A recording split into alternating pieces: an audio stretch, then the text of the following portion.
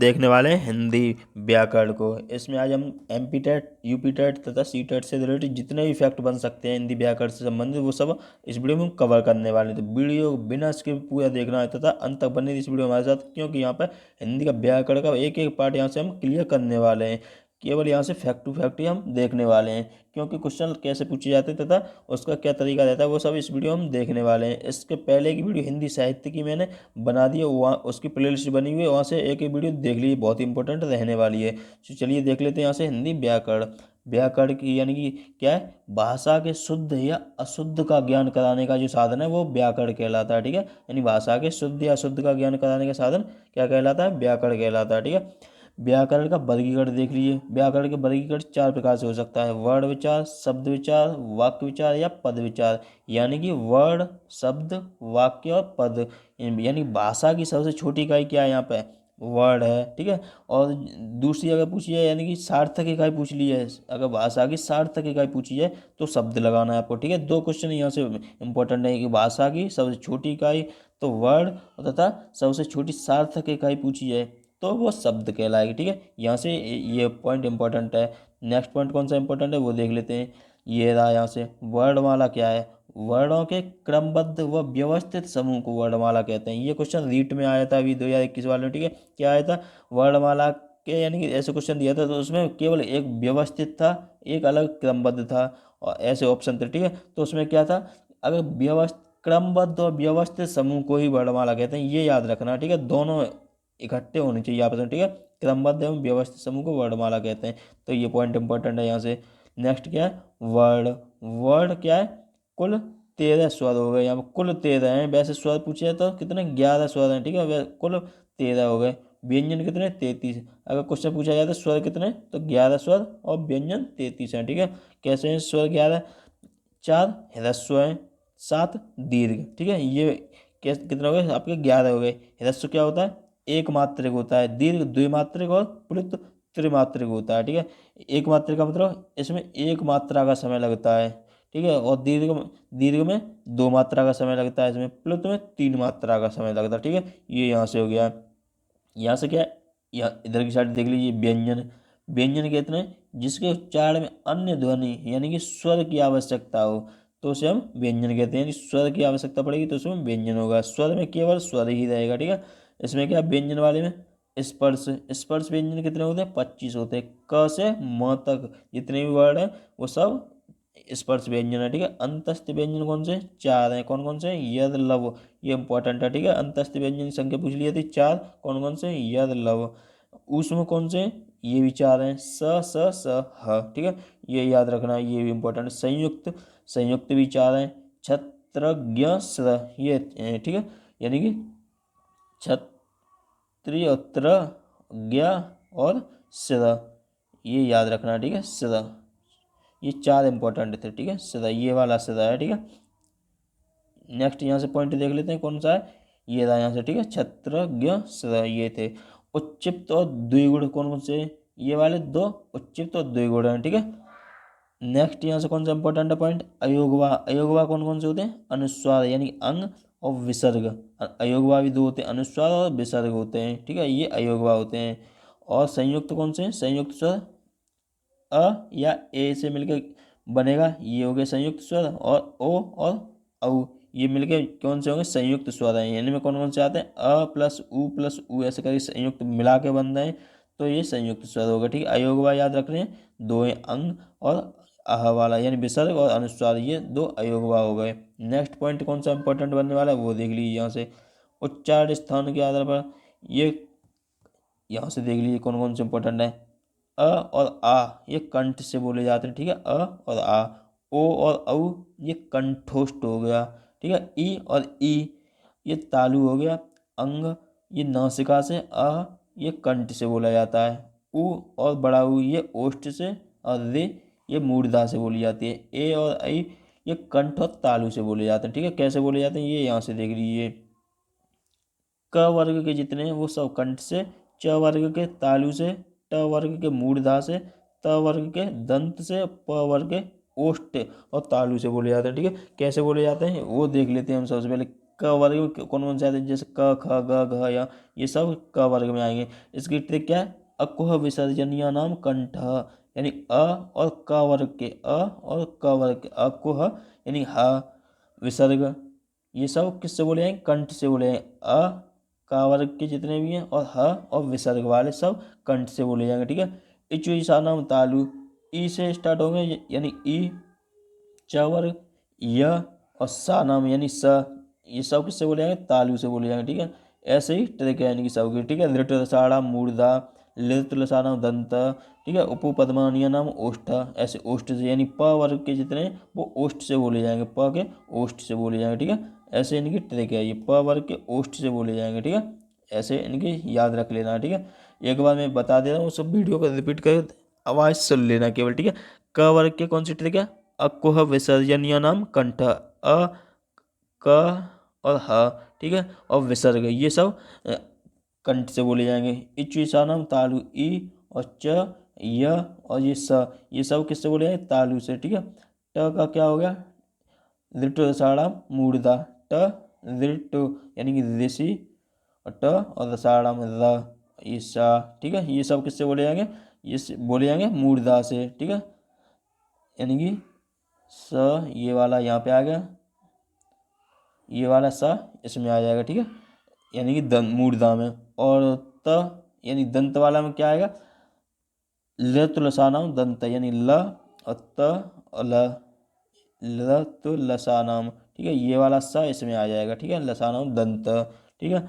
और प में कौन सा आएगा, उपु पद्मानीय नाम ओष्ठ, ओ प यानी उपदमानीय, उपदमानीय जो होंगे सब उपदमानीय और प वर्ग के जितने हैं वो सब ओष्ठ में आ जाएंगे, ठीक है। ये याद रखना। यहाँ से अंतस्थ कौन से हैं, अभी बताए थे, यरलव होते हैं। और उसमें कौन से हैं, स स स, ये किससे, तालु से बोले जाते हैं, ये मूर्धा से, और ये दंत से बोले जाते हैं, ठीक है। वह दंतोष्ठ से बोला जाता है, मोस्ट इंपॉर्टेंट है, ठीक है। वह किससे बोला जाता है, दंतोष्ठ से।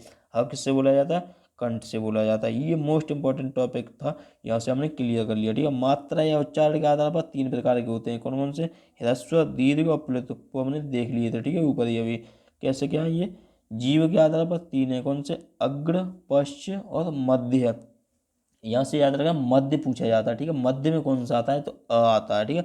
और उसके बाद में पश्चिम में देख लेना, बड़ा आ हो गया इसमें, ठीक है। और उ और ओ औ, ये सब पश्चिम में आ जाते हैं, ठीक है, पश्चिम स्वर में। अग्र में ई और ए आई, ये यहाँ से आ जाएगा, ठीक है। ये याद रख लेना है, केवल अ इम्पोर्टेंट था, ठीक है।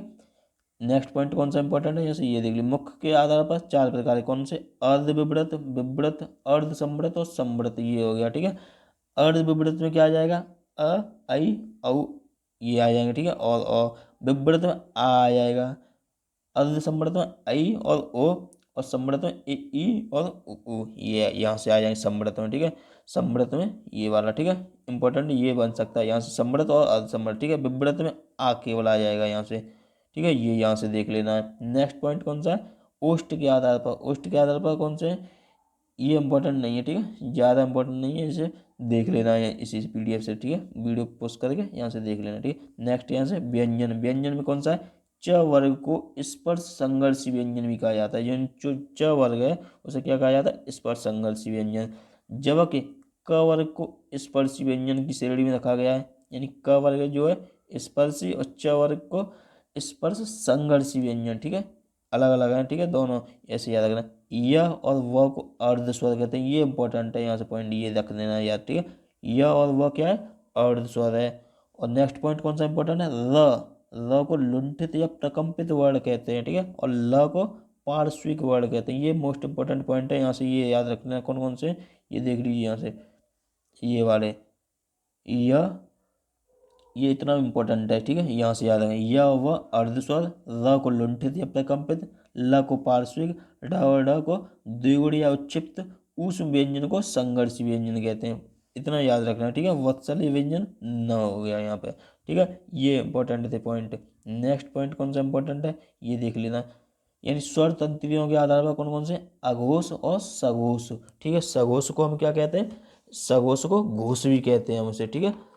इन्हें कैसे याद रखना है वो देख लेते हैं हम। सबसे पहले अघोष में क्या क्या आ जाएगा, 1 और 2, यानी कि 1 और 2 क्या होगा, ये अघोष हो गए, 1 और दो, ठीक है। और बाकी सब क्या हो गए, सघोष हो गए। एक और दो, यानी एक और दो का मतलब क्या हो गया, क वर्ग और क और ख, ऐसे करके, ठीक है। क और ख के जितने ऐसे क ख च छ ट ठ ट ढ ऐसे करेंगे, यानी कि पहले पहले जो पहले और इसके अक्षर हैं जो इधर की साइड वो हो जाएंगे, इनमें एक दो में अघोष और बाकी सब इधर की साइड सघोष हो जाएंगे, ठीक है। सघोष में कौन कौन से आ जाएंगे, 3 4 5 और ह, इसमें स और आ जाएगा, ठीक है। एक दो के साथ में क्या क्या आ जाएगा इसमें, 1 2 और कॉमा स आ जाएगा, ठीक है। स कौन सा वाला स आ जाएगा इसमें, ये सीटी वाला सा आ जाएगा, ठीक है। स, ठीक है।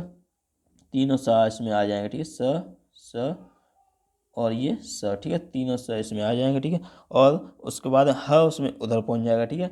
ह बचा वो सगोश में आ जाएगा, ठीक है। ये यहाँ से इतने थे। और इधर की साइड पे 3 4 और 5 जो संख्या है वो इधर की साइड पे आ जाएगी, ठीक है। 3 4 5 वाले, यानी कि ग से लेकर यानी कि ग ज ड़ ऐसे करके याद रख लेना, ठीक है। 5 वर्ग के नाम मैं बता देता हूँ यहाँ से, देखो कैसे याद रखना है। क कु चु टू तु पू, ऐसे याद रखना। टू चू टू तू पू, ठीक है। तू और पू याद रखना, ठीक है। ये 5 वर्ग होते हैं। तो यानी कि 5 वर्ग के पहला और दूसरा अक्षर इसमें आ जाएगा अघोष में, और उधर की साइड के तीसरा चौथा और पांचवा उधर पहुंच जाएगा सघोष में, ठीक है। इसमें स और आ जाएगा इसमें, और इधर य लव और ह, यानी अंतस्थ और ह पहुंच जाएगा, ठीक है। ये इंपॉर्टेंट है, इसलिए मैंने ज़्यादा इसे प्रेशर दे के बताया, ठीक है।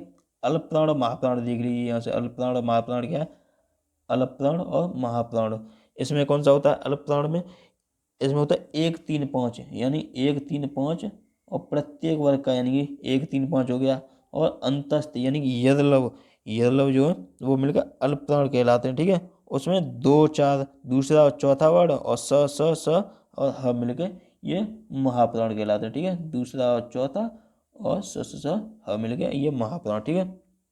यानी कि ह जो है, ह वर्ड महाप्राण तथा सघोष दोनों में है, ये याद रखना, ठीक है। ये यहाँ से इम्पोर्टेंट था। नेक्स्ट पॉइंट कौन सा इंपॉर्टेंट है यहाँ से, ये देख लीजिए। ध्वनि, ये यहाँ से इम्पोर्टेंट नहीं, ठीक है। नेक्स्ट पॉइंट यहाँ से देख लेते हैं कौन सा है, शब्द विचार, ये देख लेना यहाँ से। शब्द विचार क्या होते हैं, दो या दो से अधिक वर्णों के मेल से शब्द का निर्माण होता है, जैसे कि कमल, तो मिलके बनेगा कमल, ऐसे, ठीक है। तो यानी दो या दो से अधिक वर्ड होने चाहिए तब एक शब्द बनेगा मिलके। वर्गीकरण, शब्दों को 4 आधार पर वर्गीकृत किया गया, कैसे कैसे, रचना या बनावट के आधार पर, ठीक है। रचना या बनावट के आधार पर, कैसे, रूढ़ शब्द, यौगिक शब्द, और एक और है योग रूढ़ शब्द, 3 प्रकार हैं, ठीक है। रचना, रचना के आधार, रचना, ऐसे ट्रिक्स याद रखना है। कितने शब्द हैं इसमें, 3 वर्ड हैं इसमें, 3। तो रचना के आधार पर 3 उसमें बांटा गया, ठीक है। रूढ़ शब्द देख लेते हैं, ऐसे शब्द जिनका सार्थक खंडन नहीं किया जा सके, यानी सार्थक खंडन न किया जा सके, जैसे पानी, नानी, माली, कुर्सी। इसमें से अलग अलग जैसे हम निकाल देते पा या न, अलग अलग कर देते हैं, इसका कोई मतलब नहीं निकलेगा, ठीक है। ऐसे ना, नी में से, मा, ली में से, कुर्सी में से अलग अलग कर दें तो इसका कोई मतलब नहीं निकलेगा, तो वो क्या होते हैं, रूढ़ शब्द। यौगिक शब्द क्या है, दो या दो से अधिक सार्थक शब्दों के मेल से यौगिक शब्द का निर्माण होता है, जैसे कि विद्यालय, ठीक है। विद्या धन आलय, ऐसे करके बनेगा, तो इसमें दोनों सार्थक शब्द हो गए, ठीक है। इसके सामान्यतः उदाहरण संधि का रूप होता है, यानी कि इसके जो उदाहरण है वो संधि, यानी संधि में कहते हैं विद्याधन आलय, ऐसे ही, ठीक है। तो इससे क्या बनता है, दीर्घ संधि बन जाती है, विद्याधन आलय, तो विद्यालय, ऐसे ही होता है यहाँ से, ठीक है। यानी दो सार्थक शब्द होते हैं। योग रूढ़ शब्द में क्या है, ऐसे शब्द जो अपने शाब्दिक अर्थ को छोड़कर एक विशेष या अन्य अर्थ प्रकट करते हैं, योग रूढ़ शब्द कहलाते हैं, यानी अलग ही कुछ निकलता है इनका। जैसे दशानन हो गया, गजानन, पंकज, जलज, इनमें क्या होता है, बहुव्रीहि समास होता है, जिनमें ज्यादातर क्या होता है, बहुव्रीहि समास। अन्य भी हो सकते हैं, जैसे कि पर्यायवाची शब्द हो गया, ये सब मिल सकते हैं देखने को, ठीक है। यानी कि इनका तीसरा जो अर्थ निकलता है वो योग रूढ़ हो गए। अब देख लेते हैं उत्पत्ति के आधार पर, उत्पत्ति के आधार पर, या फिर हम बोल सकते हैं अर्थ के आधार पर, ठीक है। उत्पत्ति के आधार पर कितने, 5, ठीक है। उत्पत्ति के आधार पर 5 हो गए, जैसे तत्सम हो गया, तद्भव हो गया। तत्सम में क्या है, वे शब्द जो संस्कृत रूप में ही बिना परिवर्तित हुए यानी कि लिखे जाते हैं, वो क्या होते हैं, तत्सम हो गए, जैसे अग्नि हो गया, आम्र, भग्नि, ये सब क्या हो गए, तत्सम में आ गए। और तद्भव क्या है, हिंदी में रूपांतर होता है, जो संस्कृत शब्द हिंदी का रूप प्रयुक्त किए जाते हैं वो होते हैं, जैसे भाई, अग्नि का बनेगा आग, आम्र, आम्र का बनेगा आम, जैसे ठीक है, बहन, ये सब हिंदी में जो लिखे जाते हैं वो हो गए तद्भव। यानी संस्कृत वाले शब्द हो गए तत्सम और हिंदी वाले हो गए तद्भव। ठीक है, देश शब्द कौन से हैं, जो अपने देश के ही होते हैं, यानी क्षेत्र, विभाग, काल, परिस्थिति या आवश्यकता अनुसार हमारी बोलचाल की भाषा में प्रचलित हो गए, वो क्या हो गए, देशज हो गए। जैसे कि मसूद, जैसे हो गया डिबिया, चकिया, बोरा, लोटा, कटोरा, ये सब अपने देसी भाषा के हैं, तो ये सब देशज हो गए। ठीक है, अब विदेशी भाषा के जो तमिल लगे रहे वो विदेशी हो गए। जैसे कि ऐसे शब्द जिनकी उत्पत्ति अन्य विदेशी भाषाओं से हुई है, जैसे कि विदेश से कहलाएंगे। कौन कौन से, ये हो गए यहाँ से। ठीक है, उन्हें विदेश शब्द बोलेंगे। जैसे कि हो गया अंग्रेजी भाषा, कौन से, doctor, college, school, tie, photo, cigarette, बोतल, मशीन, ये सब कौन से, ये विदेशी भाषा के शब्द हैं जो कि अंग्रेजी से लिए गए। ठीक है, नेक्स्ट कौन सा पॉइंट है, फारसी भाषा के। अंग्रेजी के हो गए, अब फारसी के देख लीजिए। फारसी के कौन से, अनार, चश्मा, जमींदार, दुकान, नमक, नमक इंपॉर्टेंट जा रहा है। ठीक है, नमक कौन सी भाषा का, फारसी भाषा का। रूमाल भी इंपॉर्टेंट है, रूमाल फारसी, बीमार ये फारसी। ठीक है, याद रखना, ये इंपॉर्टेंट पॉइंट है, वो ही मैं बता रहा हूँ केवल। यहाँ पे फारसी का कौन सा हो गया, नमक फारसी का। ठीक है, रूमाल हो गया फारसी का। ठीक है, ये इंपॉर्टेंट शब्द है। अरबी भाषा के कौन से, औलाद, अमीर, कलम, दुकान, कानून, कानून, औरत, मासिक या गरीब। ठीक है, कानून याद रखना है, कानून कौन सा है इसमें, अरबी भाषा का है। ठीक है, ये औरत याद रखना है, औरत कौन सी भाषा का है, अरबी भाषा का शब्द है। जो जो पॉइंट इंपॉर्टेंट है उन पर टिक करता जा रहा हूँ। ठीक है, और वैसे भी याद रखने कौन कौन से हैं। ठीक है, तुर्की भाषा का कौन सा, कैंची, मोस्ट इंपॉर्टेंट है। ठीक है, चाकू, ये दोनों इंपॉर्टेंट है, कैंची और चाकू। तोप, बारूद, गोला, हथगोला, दरोगा, दरोगा, ये पहले के शुरू के, ये तीन याद रखना। ठीक है, ये इंपॉर्टेंट है। पुर्तगाली भाषा का कौन सा है, आलपिन, कारतूस, गमला, तौलिया, सावन, कमीज और तंबाकू, ये यहाँ से याद रखना। पुर्तगाली तंबाकू लेके आए थे अपने साथ और तौलिया लेके आए थे, और नहाने के लिए साबुन लेके आए थे। ऐसे करके याद रखना ट्रिक से। ठीक है, ट्रिक से याद रख लेना है। फ्रांसीसी कौन से शब्द, जैसे पुलिस हो गया, कार्टून, कर्फ्यू, तो पुलिस याद रख लेना, पुलिस कहाँ का, फ्रांसीसी शब्द है। चीनी भाषा का कौन सा है, तूफान, लीची, चीनी, चाय, पटाखा, तो इसे याद रख लेना। यूनानी भाषा का कौन सा है, टेलीफोन और टेलीग्राम, ये इंपॉर्टेंट थे, मैंने यहाँ से बता दिया। ठीक है, जापानी, जापानी मोस्ट इंपॉर्टेंट है, रिक्शा, जापानी जो शब्द है वो रिक्शा है।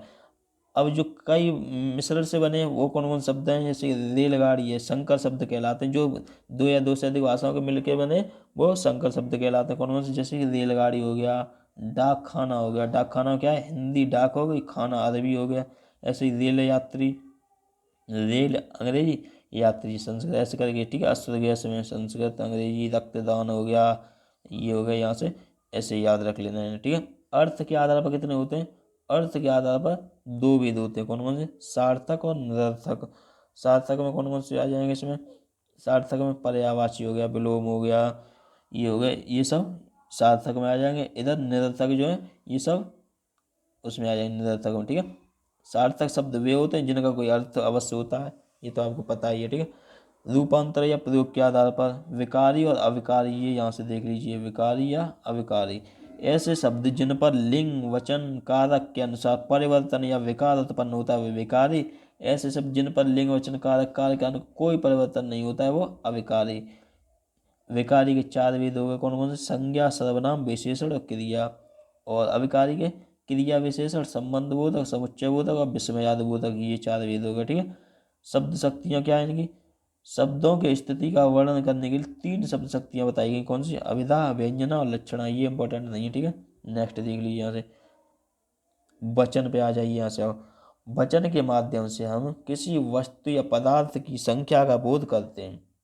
हिंदी में वचन को प्रकार के होते हैं, यानी दो प्रकार के होते हैं वचन, कितने प्रकार के, दो प्रकार के। संस्कृत में तीन प्रकार के होते हैं। ठीक है, हिंदी में दो प्रकार के हो गए, कौन कौन से, एक वचन और बहुवचन। वहाँ पर द्विवचन भी होता है, इसलिए संस्कृत में तीन हो जाते हैं। एक वचन जैसे कि एक ही संख्या का बोध कराता है, बहुवचन एक से अधिक संख्या का बोध कराता है। एक वचन में कौन कौन आ जाएगा, जनता आ गई, पुलिस आ गई, सामग्री हो गया, बाजार हो गया, ये सब एक वचन है। बहुवचन में हस्ताक्षर, बाल, होश, दर्शन, जोश, आंसू इम्पोर्टेंट है, ठीक है। आंसू और हस्ताक्षर मोस्ट इम्पोर्टेंट है, यहाँ से याद रखना आंसू और हस्ताक्षर।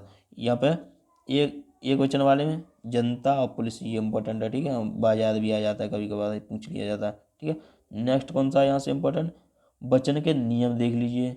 कौन से, पुल्लिंग अकारांत शब्द को एकारांत कर देने से बहुवचन बनता है। जैसे लड़का का बन गया लड़के, गधा का गधे, ऐसे बनता है, ठीक है। नेक्स्ट पॉइंट यहाँ से, संबंध और नाते रिश्ते बताने वाले शब्द में भी यानी कि अकारांत पुल्लिंग होते हैं, पर उनका एक वचन रूप परिवर्तित नहीं होता है। उनका बहुवचन बताने के लिए या तो संख्या का या फिर कई प्रयोग कर लेते हैं। जैसे कि चाचा का दो चाचा हो गया, या कई चाचा हो गया। मामा का दो मामा या कई मामा, यानी कि संबंध और रिश्ते, यानी कि रिश्ते और पद, पद जैसे कि कोई दरोगा हो गया या कोई हो गया, इनके आगे हम वही रखते हैं, ठीक है। इनमें कोई परिवर्तन नहीं करते हैं, वैसा का वैसा ही रखते हैं, ठीक है। ये यहाँ से इम्पोर्टेंट था। नेक्स्ट यहाँ से देख लीजिए कौन सा है। जैसे कि यहाँ से देखो, लड़का ने, लड़कों ने, माता ने, माताओं ने, पिता ने, पिताओं ने, भालू ने, भालुओं ने, ऐसे करके इनका परिवर्तन करके बहुवचन बनाया गया है।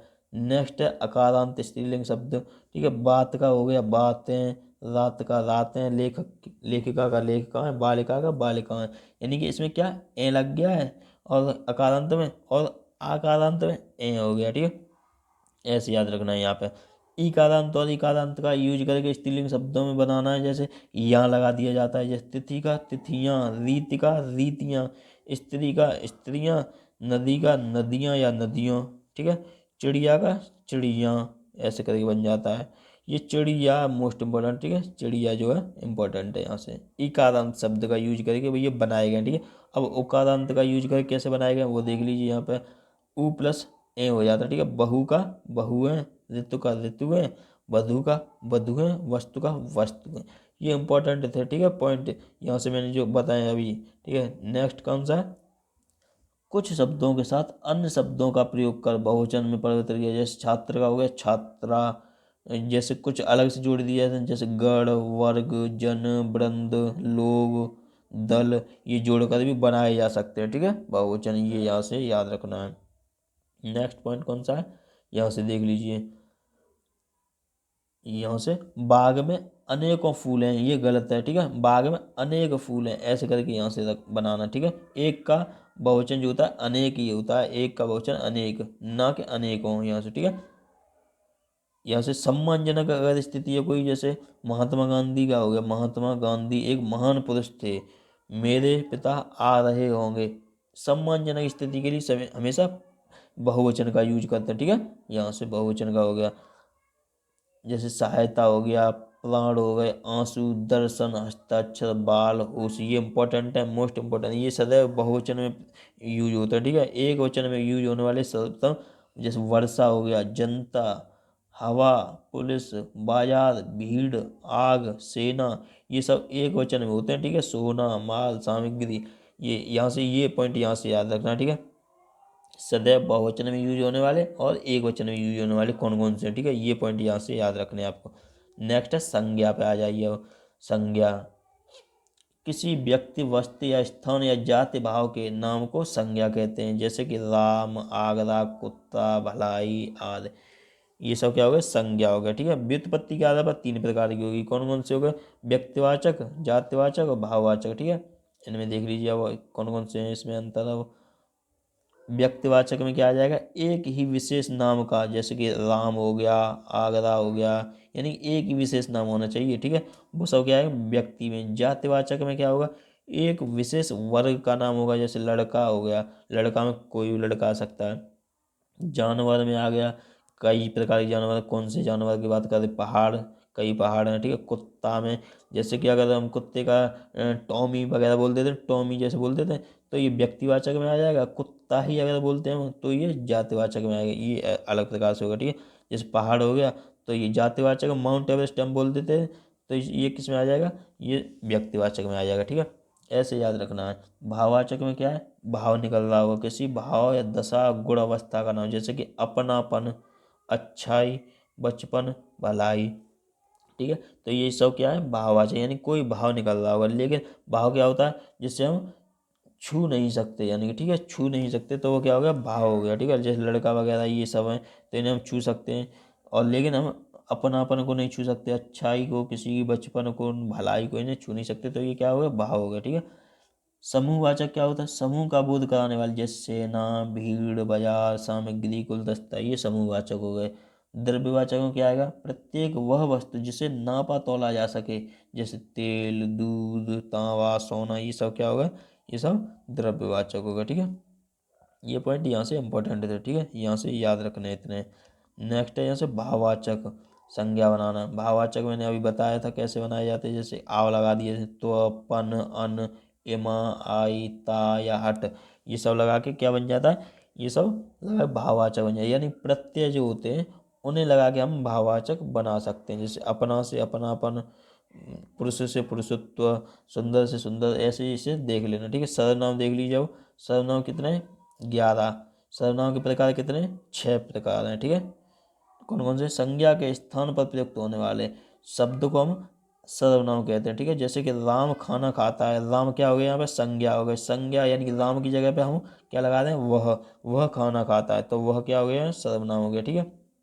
सर्वनाम 6 प्रकार के कौन कौन से देख लीजिए। पुरुषवाचक, पुरुषवाचक यानी पुरुष जाति का बोध कराने वाले पुरुषवाचक हो गए, जैसे उत्तम पुरुष, मध्यम पुरुष और अन्य पुरुष।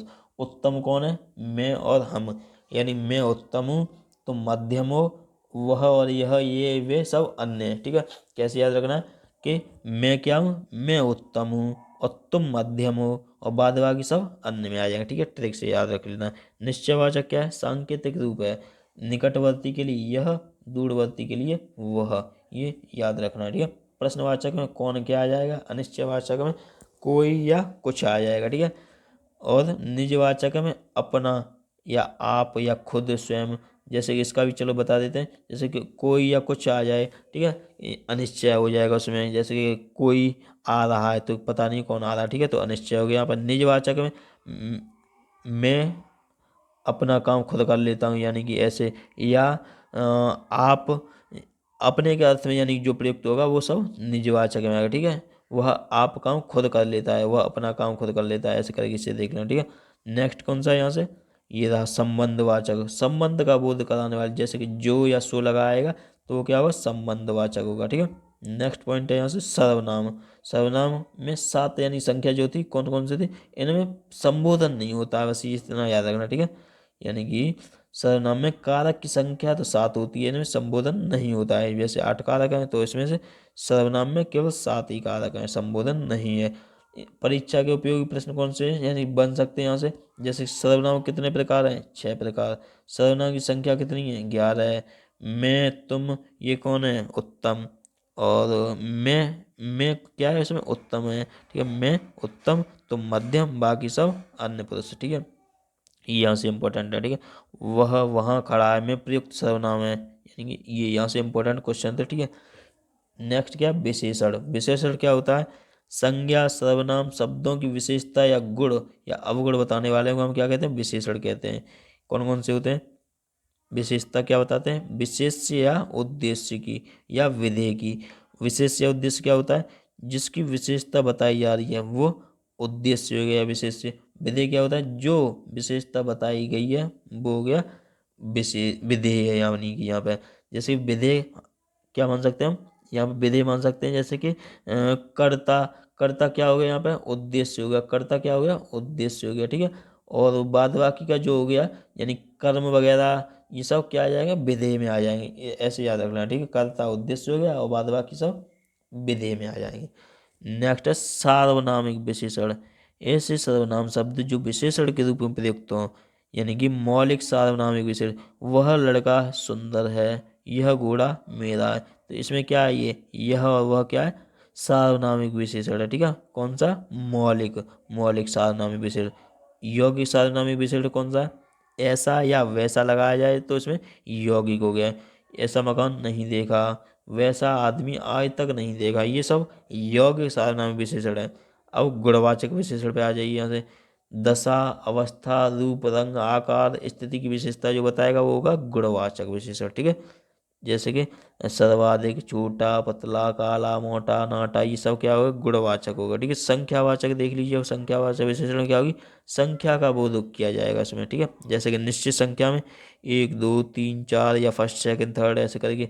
अनिश्चित संख्या में कौन सी, कोई, कुछ, सब कुछ, गुना, ऐसे करके गणना की जा सके यानी कि उनकी, तो वो संख्यावाचक होगा। ठीक है, नेक्स्ट कौन सा इंपॉर्टेंट है, परिमाणवाचक। परिमाणवाचक में क्या है, संख्या प्लस मात्रा होगी इसमें। ठीक है, मापा तोला जा सके, यानी कि जो संख्यावाचक था उसमें संख्या थी। ठीक है, संख्या थी, और उसमें मापा तोला यानी जा सकता था, लेकिन संख्या के आधार पर इसमें क्या है, इसमें मापा तोला जा सकता है। जैसे थोड़ा सा परिमाण बता दिया, और इसमें बहुत, ठीक है, कितना है वो पता नहीं है, ये अनिश्चित हो गया। निश्चित में 2 लीटर, 5 किलोग्राम, 3 ऐसे मीटर। ठीक है, ऐसे करके यानी कि परिमाण बताएगा इसका। परिमाण बताने वाला परिमाणवाचक, संख्या को बताने वाला संख्यावाचक। ठीक है, नेक्स्ट पॉइंट है यहाँ से प्रविशेषण। विशेषण की जो विशेषता बताता है वो प्रविशेषण होता है। जैसे कि राम बहुत सुंदर लड़का है, तो यहाँ पे सुंदर तो वैसे भी विशेषण हो गया। ठीक है, उसकी भी विशेषता बता रहा है, कितना सुंदर, बहुत सुंदर, तो ये प्रविशेषण हो गया। ठीक है, राम बहुत अच्छा नाचता है। ठीक है, अच्छा तो वैसे भी नाचता था यानी विशेषता थी उसकी, लेकिन बहुत अच्छा नाचता है, ये क्या हो गया, प्रविशेषण हो गया। यानी कि क्रिया विशेषण का और विशेषता उसके ऊपर से बताए, वो क्या होगा, प्रविशेषण हो जाएगा। ठीक है, महान है जो देव, महादेव, यानी कि ये क्या होगा, कर्मधारय है। ठीक है, कनकटा, बहुव्रीहि, ये आगे देखेंगे हम। ठीक है, नेक्स्ट में विशेष विशेषण में क्या अवस्थाएं होती हैं वो देख लीजिए यहाँ से। ठीक है, यानी मूलावस्था, उत्तरावस्था, उत्तमावस्था, लघु, लघुत्तर, लघुत्तम, ऐसे करके ये बनाए जा सकते हैं। ठीक है, ये इंपॉर्टेंट नहीं है, हम नेक्स्ट देख लेते हैं यहाँ से, क्योंकि वीडियो ज़्यादा लंबी ना हो, इसलिए जल्दी जल्दी से हम इसे देख लेते हैं। ठीक है, अगर आपको समझ ना आए तो वीडियो को पॉज करके आराम से स्पीड स्लो करके देख सकते हैं। ठीक है, चलिए नेक्स्ट देख लें, कारक। कारक क्या है, क्रिया के साथ अन्य पदों जैसे संज्ञा, सर्वनाम, कर्ता का संबंध स्थापित करने वाले शब्द या माध्यम सब क्या कहलाते हैं, कारक कहलाते हैं। जैसे कि राम ने खाना खाया, तो इसमें क्या कारक है, ने कारक है। ठीक है, कारकों की संख्या कितनी है, 8 है। कौन कौन सी है ये देख लीजिए यहाँ से।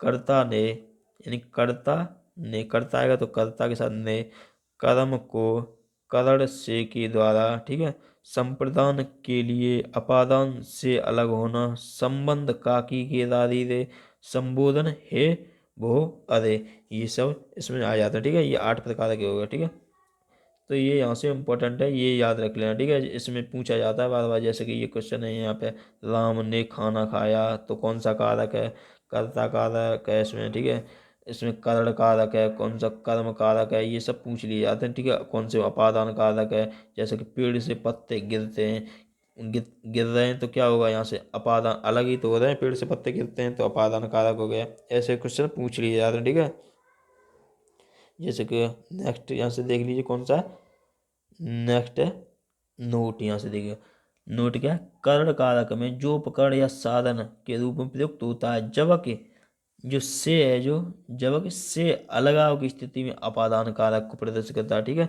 यानी कि ये वाला जो से है, करण कारक में से उपकरण या साधन के रूप में प्रयुक्त होगा, लेकिन जबकि जो होता है ये वाला से दूसरा, वो अलगाव की स्थिति में अपादान में आ जाता है। ठीक है, 2 प्रकार से का यूज किया जाता है। वाच्य क्या होता है, कर्ता, कर्म या भाव जिसकी प्रधानता है उसे हम वाच्य कहते हैं। जैसे किसी भी वाक्य में कर्ता, कर्म, भाव में से जिसकी प्रधानता बताने के साधन वो व्यक्त करता है, वो वाच्य कहलाता है। यानी क्वेश्चन अगर ये पूछ लिया जाए कि कौन कौन से होते हैं, कर्ता प्लस क्रिया, ये 2 मुख्य कारक हैं। ठीक है, कर्ता और क्रिया, कर्ता और क्रिया ये मोस्ट यानी इम्पोर्टेंट है, और बाद बाकी सब गॉड है। ठीक है, गॉड बोल सकते हैं हम इसे। चलिए देख लेते हैं नेक्स्ट यहाँ से, क्रिया। क्रिया क्या है यहाँ पे, 3 प्रकार की, कर्ता प्रधान, कर्म प्रधान और भाव प्रधान। ठीक है, कर्तवाच्य, कर्मवाच्य और भाववाच्य। ठीक है, राम ने खाना खाया, तो यह कर्तवाच्य हो गया। राम के द्वारा पत्र लिखा गया, तो ये कर्मवाच्य हो गया। यहाँ पे सक्षम या अक्षम ऐसे आ जाए। ठीक है, नकारात्मक यानी 90% इसमें नकारात्मक दिए जाते हैं, जैसे कि मुझसे खाना नहीं खाया जाता या मुझसे पढ़ा नहीं जाता, तो इसमें भाववाच्य आएगा। ठीक है, नेक्स्ट पॉइंट यहाँ से, किसी कार्य के करने या होने का पता चलता है। ठीक है, क्रिया का मूल धातु कहलाता है, जैसे कि पढ़ना हो गया, पठ धातु से, चलना हो गया, चल धातु से। क्रिया देख लेते हैं हम जल्दी से। क्रिया क्या है? जिन शब्दों से किसी कार्य का करना या होना पाया जाता है उसे क्रिया कहते हैं, जैसे पढ़ना, लिखना आदि, ये सब क्रिया हो गई। नेक्स्ट है धातु। क्रिया के मूल रूप को धातु कहते हैं, जैसे कि पठ धातु से पढ़ना या पढ़वाना, लिख धातु से चलना या चलवाना, ठीक है, इससे बन जाएगा। नेक्स्ट है यहाँ पे धातु दो प्रकार की होती है, कौन कौन सी? मौलिक और यौगिक, ठीक है, ये यहाँ से देख लेना है, ठीक है, ये इंपॉर्टेंट नहीं ज़्यादा। चलिए नेक्स्ट देख लेते हैं। क्रिया के आधार पर क्या है? सकर्मक, हाँ, क्रिया के आधार पर ये इंपॉर्टेंट है, ठीक है, बनावट, कर्म, रचना, दृष्टि से, या दो प्रकार की होती है, कौन सी? सकर्मक और अकर्मक। ऐसी क्रिया जिनके साथ कर्म हो, ठीक है, वो क्या हो? कर्म की यानी कि संभावना माने तो वो क्या? सकर्मक हो गई, यानी कि सकर्म, यानी कि कर्म के साथ आए, वो क्या होगी?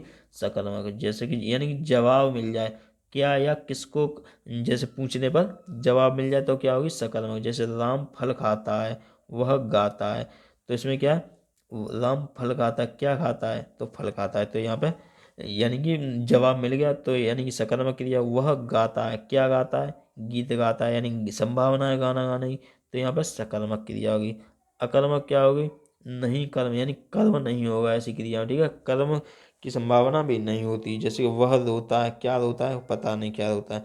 वह बिस्तर पर सोता है, ठीक है, तो क्या सोता है? पता नहीं, वह सोता है, ठीक है, ऐसे करके क्वेश्चन करके पूछ लिया। जैसे कि क्या या किसको प्रश्न करने पर वाक्य से उत्तर प्राप्त हो जाए तो सकर्मक क्रिया, और नहीं प्राप्त हो तो अकर्मक क्रिया, ठीक है। माँ बच्चे को मारती है, किसे मारती है? सकर्मक होगी, बच्चे को मारती है, ठीक है।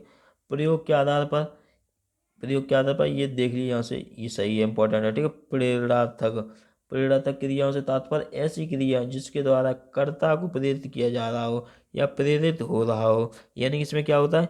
यानी कर्ता खुद कार्य नहीं करेगा, दूसरे से करवाएगा, तो क्या होगी? प्रेरणार्थक क्रिया होगी। जैसे कि आना एवं बहाना, या उठाना से उठवाना, पढ़वाना, चलाना, चलवाना, यानी कि राधा मोहन से खाना बनवाती है, ऐसे करके याद रख लेना, ठीक है। यानी किसी कोई कार्य दूसरे के द्वारा, यानी कि शिक्षक बच्चों से ये काम करवाता है, यानी दूसरे के द्वारा जो कार्य करवाया जा रहा हो, तो वो क्या होगी? प्रेरणार्थक क्रिया होगी, ठीक है।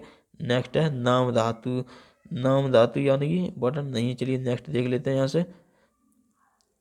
नेक्स्ट है संयुक्त या मिश्रित क्रिया, ये यहाँ से इंपॉर्टेंट है, ठीक है। दो या दो से अधिक क्रियाएं मिलकर संयुक्त में या मिश्रित क्रियाओं का निर्माण करती हैं, जैसे कि डर गया, यहाँ से वो देख ली। क्वेश्चन, क्या राम अपने बड़े भाई को देखकर उठ गया, या गड्ढे को पार करते समय सुरजीत गिर पड़ा, ये यहाँ से क्वेश्चन है, ठीक है। तो इसमें क्या होगी? संयुक्त या मिश्र क्रिया होगी, ठीक है। कैसे होगी? चलिए देख लेते हैं। कि जैसे उठ बैठा, यानी कि उठ बैठा देख कर हो गई एक तो क्रिया, और दूसरी होगी उठ बैठा, पार करते समय गिर पड़ा, ठीक है, यानी कि पार करना एक होगी क्रिया, और दूसरा गिर पड़ा, यानी कि दो, यानी क्रियाएं जिसमें आ जाए, दो या दो से अधिक क्रिया, दो या दो से अधिक क्रिया आ जाए, तो वो क्या होगी? संयुक्त क्रिया। और जो दो वाक्य जो मिलके बना रहे हैं उसमें, तो क्या होगी? मिश्रित क्रिया होगी, ठीक है। दो वाक्य मिलके बना रहे हैं, जैसे कि ये वाक्य थे यहाँ पे। अब देख लीजिए द्विकर्मक क्रिया। द्विकर्मक क्या होगी? जिसमें दो कर्म होंगे, ठीक है, कर्ता के साथ दो कर्म प्रयोग किए गए हैं, जैसे राम ने रावण को तीर से मारा, किसे? रावण को, किससे? तीर से, दो कर्म हो गए इसमें, तो द्विकर्मक क्रिया होगी। अध्यापक ने छात्रों को संस्कृत पढ़ाई, छात्र कर्म हो गए और संस्कृत भी होगी, ठीक है, तो ये द्विकर्मक क्रिया होगी। पूर्वकालिक क्रिया क्या है यहाँ पर? पूर्वकालिक क्रिया यानी कि इसमें दो क्रियाएं आएंगी, यानी एक क्रिया का अंत होकर दूसरी क्रिया प्रारंभ हो जाए, तो पहली जो क्रिया होती है वो पूर्वकालिक कहलाती है। जैसे शेर को देखकर चिंटू डर गया, तो यहाँ पर शेर को देखकर एक क्रिया होगी, डर गया दूसरी क्रिया होगी, तो ये पूर्वकालिक क्रिया होगी, ठीक है। नेक्स्ट यहाँ से नेक्स्ट पॉइंट है सहायक क्रिया। सहायक क्रिया क्या है? सहायक क्रिया तो सभी जानते ही हैं, ऐसी क्रिया जो किसी वाक्य के अर्थ को पूर्ण करने में सहायक होती है, जैसे राम खाना खाता, खाता यहाँ पे हो गया, तो ये अपूर्ण अर्थ दे रहा है, ठीक है, खाता है, तो ये पूरी होगी, तो पूर्ण अर्थ दे रही है, ये सहायक क्रिया होगी, ठीक है। नेक्स्ट पॉइंट है क्रियात्मक संज्ञा, यानी ये इंपॉर्टेंट नहीं, चलिए नेक्स्ट देख लेते हैं यहाँ से कौन कौन से इंपॉर्टेंट है, जल्दी से देख लेते हैं, क्योंकि वीडियो ज़्यादा लंबी होती जा रही है, इसलिए हम कुछ शॉर्ट में कर लेते हैं। यहाँ से स्क्रीनशॉट ले लीजिए थोड़ा सा और देख लीजिए, ठीक है, ये ज़्यादा इंपॉर्टेंट नहीं है, जो भी इंपॉर्टेंट होगा मैं कराऊंगा आगे। नेक्स्ट काल, काल देख लीजिए जल्दी से।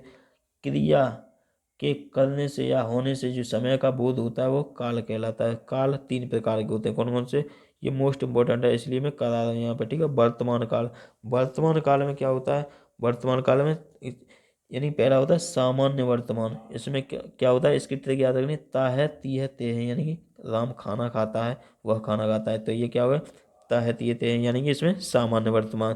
तात्कालिक वर्तमान, इसमें क्या होगा, तात्कालिक वर्तमान में रहा है, रही है, रहे, इससे याद रखना है।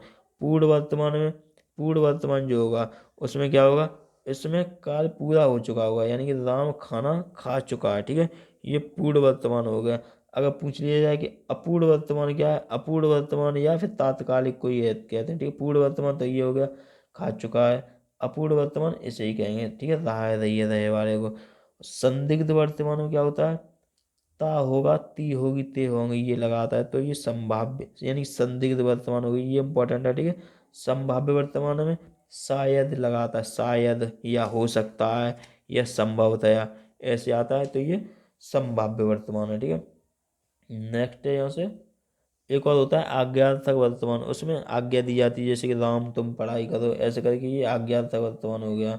नेक्स्ट है यहाँ से भूतकाल, जो क्रिया बीते या पूर्ण समय यानी हो जाए उसमें, तो क्या होता है, भूतकाल होता है। जैसे कि 6 प्रकार के हैं, ये कौन कौन से, सामान्य भूतकाल, सामान्य भूतकाल में कौन सा हो गया, आ ई ए, ऐसे ये सामान्य भूतकाल होंगे, ठीक है। आ जैसे गया, खाया, पिया, ऐसे करके ये सब सामान्य भूतकाल होंगे। अपूर्ण भूतकाल में कौन सा आएगा, अपूर्ण भूतकाल, इसमें आएगा रहा था, रही थी, रहे थे, ठीक है। पूर्ण भूतकाल में खा चुकी थी, चुका था, ऐसे करके आएगा, ठीक है। या फिर आ था, ई थी, ए थे, ये भी आ जाता है पूर्ण भूतकाल में, ठीक है। आसन्न भूतकाल में आ है, ई है, ए है, ये आसन्न भूतकाल हो गया, ठीक है।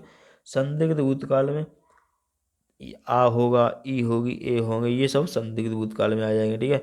और नेक्स्ट है हेतु हेतुमत भूतकाल, ये मोस्ट इंपॉर्टेंट है, ठीक है। वैसे ये तो तीनों इंपॉर्टेंट है, पीछे के ये तीनों हैं जो इंपॉर्टेंट है, लेकिन हेतु हेतुमत बहुत ही इंपॉर्टेंट है, क्योंकि इसमें क्या आता है, ता तो, ते तो, ती तो, ऐसे करके आता है। जैसे विनीत बाजार जाता तो वह बाजार में मिल जाता, यानी ता तो वो बाजार मिल जाता। जैसे अगर मैं समय पर स्टेशन जाता तो बस मिल जाती, ठीक है।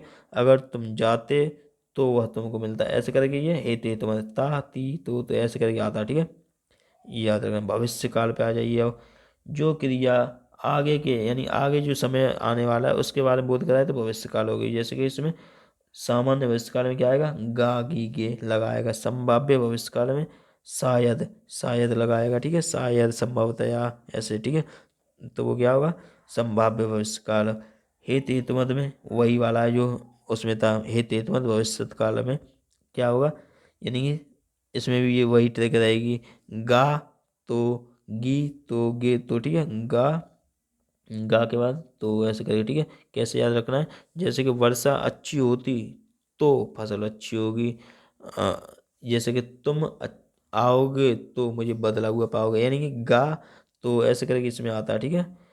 जैसे ये रहा यहाँ से एक, छात्रवृत्ति मिली तो मैं अवश्य पढ़ूंगा, ठीक है, वो शायद वह आएगा, ये तो संभाव्य का होगा, ठीक है। यहाँ छात्रवृत्ति मिली तो मैं अवश्य पढ़ूंगा, यहाँ से ऐसे त्रिक ये रही इसकी, ठीक है। वर्तमान में तायती है, भूतकाल में आई, ऐसे भविष्य में गागी है, ये यहाँ से याद रखना है। चलिए मैं हेत हेतुमत भूतकाल और हेत हेतुमत भविष्यकाल दोनों की एक बार बता देता हूँ, क्योंकि इंपॉर्टेंट है ये, ठीक है। सबसे पहले हेत हेतुमत भूतकाल का देख लीजिए, तो, ता तो, ते तो, ते के संग तो आएगा, ठीक है। ता तो, ते तो, ती तो, ऐसे ये हेत हेतुमत भूतकाल में आएगा। उसमें क्या आएगा, हेत हेतुमत भविष्य काल में गा तो, यानी कि अच्छी होगी तो, यानी फसल अच्छी होगी तो, गी तो, गे तो, ये आते हैं, ठीक है। ये याद रखना पॉइंट है, ये मोस्ट इंपोर्टेंट पॉइंट थे जो बताए अभी।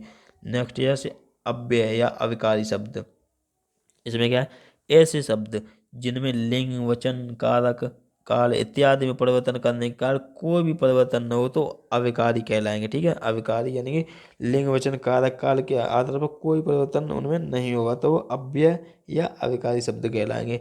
अव्यय क्या होता है, दो शब्दों से मिलकर बना है। अधन व्यय अर्थात ऐसे शब्द जिनके लिंग वचन कारक आदि के काल के कारण उनमें कोई भी खर्च या अथवा परिवर्तन नहीं होता, अव्यय कहलाते हैं। ठीक है, जैसे कि गोपाल धीरे धीरे खाना बनाता है, तो अव्यय क्या है, धीरे धीरे खाना बनाता है, तो इसमें कोई परिवर्तन नहीं होगा, धीरे धीरे ही रहेगा वो। ठीक है, धीरे धीरे नहीं हो सकती। ठीक है, प्रकार अव्यय यानी चार प्रकार के होते हैं। कौन कौन से, क्रिया विशेषण, संबंध बोधक, समुच्चय बोधक, विस्मयाद और निपात, ये अलग से हो गया। ठीक है, कौन से हैं वो देख लेते हैं हम। क्रिया विशेषण सबसे पहले ये रहा, क्रिया की विशेषता बताने वाले शब्दों को क्रिया विशेषण कहते हैं। जैसे कि सोहन बहुत तेज गाड़ी चलाता है, तो इसमें क्या है, क्रिया की विशेषता कौन होता है, बहुत तेज। ठीक है, ये हो गया यहाँ से। श्यामा बहुत तेज लड़की है। ठीक है, ये यहाँ से प्रविशेषण और विशेषण होगा। ठीक है, प्रविशेषण क्या होगा, बहुत तेज विशेषण था। ठीक है, नेक्स्ट यहाँ से क्रिया विशेषण के चार प्रकार होते हैं। क्रिया विशेषण के कौन कौन से, स्थानवाचक, रीतिवाचक, दिशावाचक, कालवाचक। ठीक है, ये हो गए। स्थानवाचक में स्थान का जो बोध कराए वो स्थानवाचक, और स्थितिवाचक यहाँ वहाँ भीतर बाहर ऊपर नीचे ये सब स्थिति बता रहे हैं। दिशा इधर उधर दाएं बाएं पूर्व पश्चिम ये सब दिशा बता रहे हैं, तो दिशावाचक है। कालवाचक यानी समय का बोध कराएं, जैसे आज कल अभी तुरंत रात भर आजकल नित्य प्रतिदिन हर बार या कई बार, ये सब क्या हो गए, कालवाचक हो गए। रीतिवाचक में कौन से आएंगे, जो किसी क्रिया के तरीके का बोध कराए, जैसे ऐसे तैसे जैसे मानो धीरे अचानक अवश्य इसलिए तक सा तो यहाँ जी यथासंभव, मोस्ट इम्पोर्टेंट है। ठीक है, ये रीतिवाचक, ये याद रखना, यहाँ से रीतिवाचक से क्वेश्चन पूछा जाता है। नेक्स्ट है परिमाणवाचक। परिमाणवाचक में क्या है, मात्रा या क्षमता का जो बोध कराएगा, जैसे कि बहुत, खूब, अत्यंत, अति, जरा, थोड़ा, कम, ज्यादा, काफी, बस, ठीक, उतना, इतना, ये इंपॉर्टेंट। ठीक है, तिलवर या बारी बारी, ये सब क्या है, ये परिमाणवाचक है। ठीक है, नेक्स्ट यहाँ से समुच्चय बोधक देख लीजिए। समुच्चय बोधक क्या होता है, पदों पदबंधों उपवाक्यों को जोड़ते और अलग करते समय समुच्चय बोधक अव्यय कहलाते हैं। ठीक है, कैसे, जोड़ने वाले अव्यय के योजक या सहयोजक एवं अलग करने वाले अव्यय को विभाजक कहते हैं। यानी जोड़ने वाले को योजक या सहयोजक और अलग करने वाले को विभाजक कहते हैं। जैसे कि और एवं तथा, ये सब क्या हो गए, योजक हो गए। लेकिन परंतु किंतु मगर क्योंकि जबकि ताक के, तो इसलिए ये सब क्या है, विभाजक हो गए। ठीक है, समुच्चय बोधक के भेद कितने हैं? समुच्चय बोधक अव्यय के दो भेद हैं। कौन कौन से, समानाधिकरण और व्यधिकरण। समानाधिकरण में दो या दो से अधिक समान पदों या पदबंध उपवाक्यों को जोड़ता है, जो संयुक्त वाक्य कहलाता है। ठीक है, इंपॉर्टेंट है ये, अब जो पॉइंट चल रहे हैं वो इंपॉर्टेंट है। संयुक्त वाक्य और मिश्रित वाक्य, ये इंपॉर्टेंट है। ठीक है, कौन कौन से हैं ये देख लीजिए। संबंध बोधक अव्यय देख लीजिए, जो अव्यय किसी संज्ञा के बाद आकर उस संज्ञा का संबंध वाक्य के दूसरे शब्द से दिखाते हैं, उन्हें संबंध बोधक अव्यय कहते हैं। जैसे वह दिन भर काम करता है, मैं विद्यालय तक गया था, राम के बिना मैं यहाँ नहीं रहूंगा। यानी कौन कौन से इसमें संबंध बता रहे हैं, दिन भर काम करता, भर, तक, बिना, ये सब क्या है, संबंध बता रहे हैं। ठीक है, तो ये संबंध बोधक अव्यय हो गए। नेक्स्ट क्या है यहाँ से, अन्य उदाहरण क्या है, ये देख लीजिए, सिवाय, अतिरिक्त, रहित, अलावा, परे, हटकर, दूर, अपेक्षा, ये सब इसी के उदाहरण। ठीक है, अब देख लेते हैं विस्मयादि बोधक अव्यय। विस्मयादि बोधक में क्या है, जो अव्यय शब्द विस्मय बोधक या हर्ष, घृणा आदि तीव्र मनोभावों को व्यक्त करते हैं, विस्मयादि बोधक अव्यय कहलाते हैं।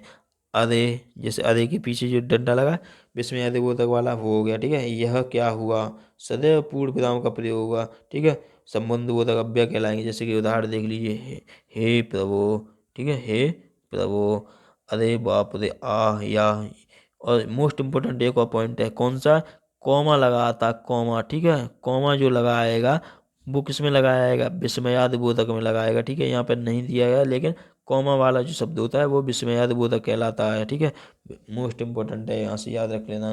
निपात क्या होते हैं, निपात ऐसे शब्द जिनका प्रयोग होने से मात्र से ही कर्ता द्वारा उस कार्य को करने के लिए बाध्य हो जाना पड़े, अर्थात उस कार्य को कर्ता द्वारा अवश्य संपन्न किया जाए। जैसे राम ही दिल्ली गया, ही आ गया। अन्य उदाहरण, ही भी, तो, तक, मात्र, भर, ये केवल पॉइंट आपको याद रखने इंपॉर्टेंट है। ठीक है, कौन से पॉइंट, ये वाले, कि ही भी तो तक मात्र भर, ये लगाएगा अगर बीच में तो इसे ये देख लेना कि क्या निपात है। निपात जो लगे आते हैं इनसे पूरे का अर्थ ही बदल जाता है, ठीक है। जैसे राम ही दिल्ली जाएगा, राम दिल्ली जाए, अगर इसे हटा दो तो वाक्य बदल जाएगा, जैसे राम दिल्ली जाएगा, ठीक है। राम ही जाएगा, राम मैं भी खाता हूँ, ऐसे, ठीक है। तो ये इम्पोर्टेंट है, निपात मोस्ट इम्पोर्टेंट, ठीक है। शब्दकोश देख लीजिए यहाँ से, शब्दकोश तो यहाँ से इम्पोर्टेंट नहीं, चलिए नेक्स्ट देख लेते हैं। नेक्स्ट कौन सा इम्पोर्टेंट है वो हम यहाँ से देखने वाले हैं, ठीक है। ये ज़्यादा इम्पोर्टेंट नहीं है। विराम चिन्ह इम्पोर्टेंट है, कौन कौन से इम्पोर्टेंट है मैं आपको बता दूंगा, ठीक है। विराम का शब्द करता है ठहराव या रुकना। कामता प्रसाद गुरु ने 20 बताए, ठीक है, 20, लेकिन अपने यहाँ पे केवल 4 या 5 ही इंपॉर्टेंट है, मैं आपको वो बताऊंगा कौन कौन से इंपॉर्टेंट, ठीक है। जैसे कि किसी वाक्य का अर्थ को स्पष्ट करने के लिए बीच बीच में जो रुकना होता है वह विराम कहलाता है, ठीक है।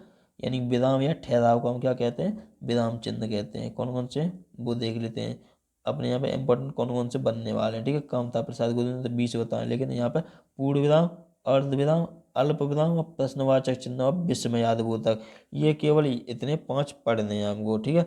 यानी पूर्ण विराम कब लगेगा, जब वो एक वाक्य पूरा हो जाएगा तब पूर्ण विराम लगेगा, ठीक है। अर्ध विराम कब लगेगा, जब कोई एक वाक्य है जैसे पूरा नहीं हुआ उससे पहले, जैसे सीता खाना खाई और सोने चलेगी, यानी और सोने चलेगी, यानी तो और की जगह पे हम क्या लगा देंगे, अर्ध विराम लगा देंगे, ठीक है। ऐसे अल्प विराम का है राम श्याम मोहन, यानी एक ही जाति के जो वर्ण हैं उनका यानी कि क्रम हमें बताने के लिए ये अल्प विराम लगाते हैं। प्रश्नवाचक यानी कि तब लगाते हैं जब किसी से कोई प्रश्न किया जा रहा हो, ठीक है। विस्मयादि बोधक आश्चर्य कोई हो गया या कुछ नई चीज जैसे दिखाई देगी तो उसके लिए हम ये विस्मयादि बोधक चिन्ह लगाते हैं, ठीक है। ये यहाँ से इम्पोर्टेंट है, ये मोस्ट इम्पोर्टेंट थे जो मैंने अभी बताए थे, वो वाले पेपर में पूछे जाते, ठीक है। नेक्स्ट यहाँ से अल्प विराम, जैसे कि ये अभी बताया था मैंने यहाँ पर, जहाँ हमें थोड़ी देर के लिए रुकना होता है, जैसे कि राम श्याम और गोपाल, ये सब क्या है, अल्प विराम, यानी कॉमा, यानी एक ही जाति के राम श्याम और गोपाल, ये सब क्या हो गए, एक ही जाति के हैं, तो अल्प विराम।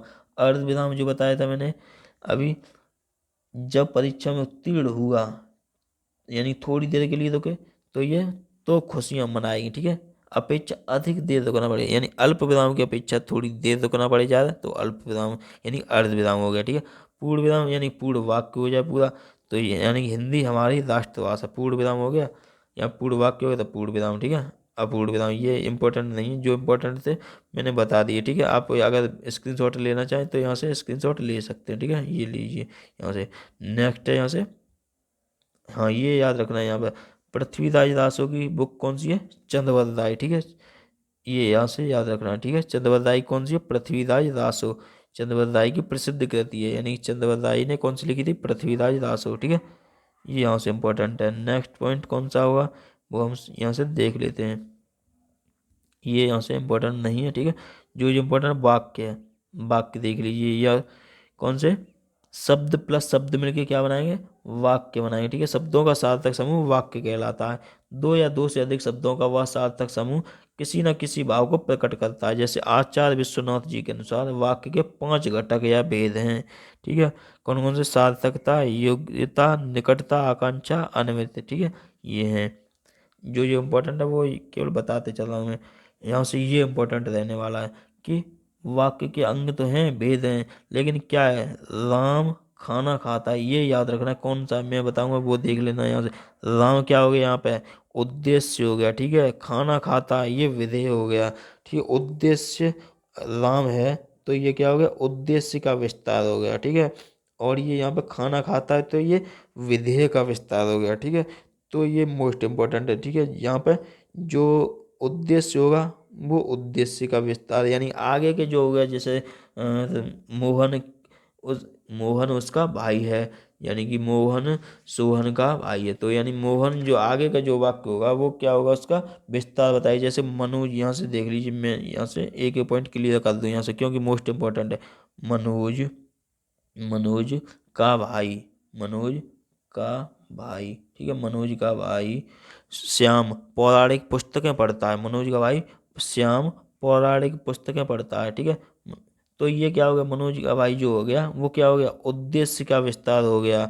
और ये जो श्याम है वो क्या हो गया, यहाँ पे उद्देश्य हो गया, यानी कर्ता जो है वो श्याम हो गया, कर्ता श्याम हो गया। लेकिन उद्देश्य का विस्तार यानी कर्ता का विस्तार क्या हो गया, मनोज का भाई। तो ये यहाँ से इम्पोर्टेंट था, ठीक है। पौराणिक पुस्तकें पढ़ता है तो इसमें क्या था, जैसे कि पौराणिक पुस्तकें क्या हो गया, इसमें कर्म हो गया, ठीक है। पौराणिक पुस्तकें जो है वो कर्म हो गया, लेकिन पढ़ता है वो क्रिया होगी, ठीक है, क्रिया। तो यानी कि जो कर्म होगा वो विधि का विस्तार कहलाएगा पूरा, ठीक है। पूरा क्या कहलाएगा, विधि का विस्तार। यानी कि इसमें दो चीज होती हैं, ठीक है, कर्ता का विस्तार और कर्म का विस्तार, ठीक है। कर्ता का विस्तार क्या हो गया, कर्ता का जो विस्तार होता है वो क्या होता है, उद्देश्य का विस्तार। कर्ता का जो विस्तार होता है वो होता है उद्देश्य का विस्तार। और जो कर्म का विस्तार होता है, कर्म का जो विस्तार होता है वो उसे कहते हैं विधेय का विस्तार, ठीक है, विधेय का विस्तार। ये इंपॉर्टेंट थे यहाँ से पॉइंट, ठीक है, जो मैंने बताया अभी। वाक्य का वर्गीकरण 8 वेद है, ठीक है। कौन कौन से, ये रहे यहाँ से।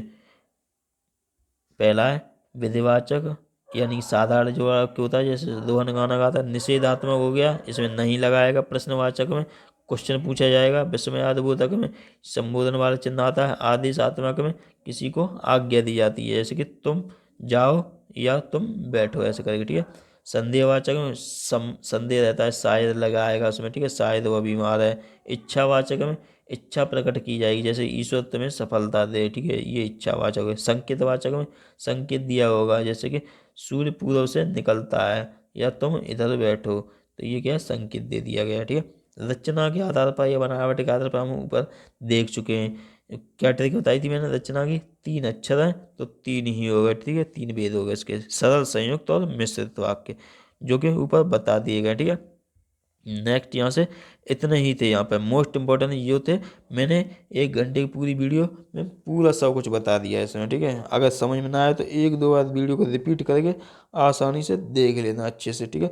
और वीडियो के डिस्क्रिप्शन में टेलीग्राम की लिंक दे दी है, वहाँ से टेलीग्राम ज्वाइन कर लें, तथा पीडीएफ का लिंक और वगैरह वो सभी क्लास की पीडीएफ वहीं पे मिलती रहेंगी वहाँ पे, ठीक है। टेलीग्राम ज्वाइन कर लेना है। अगर वीडियो पसंद आई तो इसे लाइक करें, शेयर कर दें, सब्सक्राइब कर लें इस चैनल पर नए तो, क्योंकि यहाँ पर टेट का जो कंप्लीट सिलेबस है, MP TET, REET, super TET वगैरह सब का यहाँ पे मैं कराऊंगा, ठीक है। और भी प्लेलिस्ट बनी हुई है, वहाँ से सब कुछ देख लीजिए, क्योंकि एक एक वीडियो बहुत ही इंपॉर्टेंट रहने वाली है। Thank you friends and have a nice day.